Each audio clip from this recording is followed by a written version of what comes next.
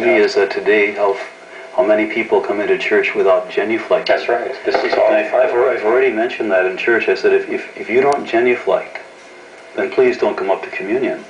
Because if you obviously believe this is truly the Son of God, you would genuflect in His presence. And if you really don't believe that, then you shouldn't be coming up to communion. So you got your own conscience, right? Really. That's right. And so often you see a family coming into church, and if the mother and the father do not genuflect, the children won't either. No, they don't. That's right. But if the mother and father genuflect, the children follow suit. The power of example. Well, here, you were saying many Catholics thought the Vatican II would change us, but I'd like to stress again, the Catholic faith cannot change. It cannot change. It never has and never will. Because God is the author, and God cannot change. In fact, the Vatican documents on the Eucharist are just beautiful. You read and meditate on those documents. There is How many people have read the documents of the Vatican Council?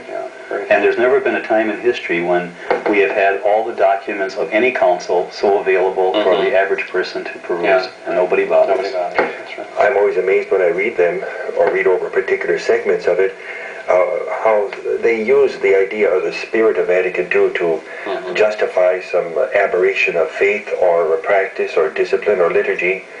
And when you read the actual documents themselves, there's nothing about that in there at all. There is none of that drastic destruction, you know. Well, sometimes people make a distinction between faith and morals. I say, all right, the faith doesn't change, but morals change. But morals don't change. That's part of the whole deposit of faith. That's all. That's part of our doctrine. That's part of our beliefs. As somebody said once, as far as our moral climate is certainly very low today.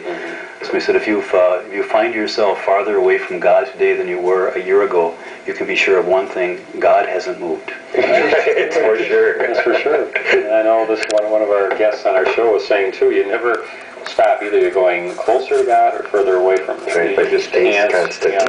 And we can't stay constant. Either we're going to be moving towards Him or further. We're not growing spiritually. We're Away just from losing. I forget the saint, but one of these saints who was an expert in the spiritual life said there are no plateaus in the spiritual life. You're either climbing or you're going downhill. That's a better way to put it, and it's so true. And I think the Eucharist is such a gift that we have in the free countries where we can go to daily Mass, receive our Lord. In other parts, we had Father DeMarchi here, from Africa, and he was saying that he would get around maybe once a month to certain areas, and they would walk 15 miles to go to church, to receive our Lord. I'm sure Father Ralph has the same experience I do. We bring communion to the sick on Good First Fridays and other days. These are people who would give anything in the world to be able to come to Mass. They haven't been for years. Yet you see people who are totally healthy that never bother. For them to go to Mass on Sunday is a chore. And here are people who give anything in the world to have healthy enough legs to come even once. Haven't been for years. Because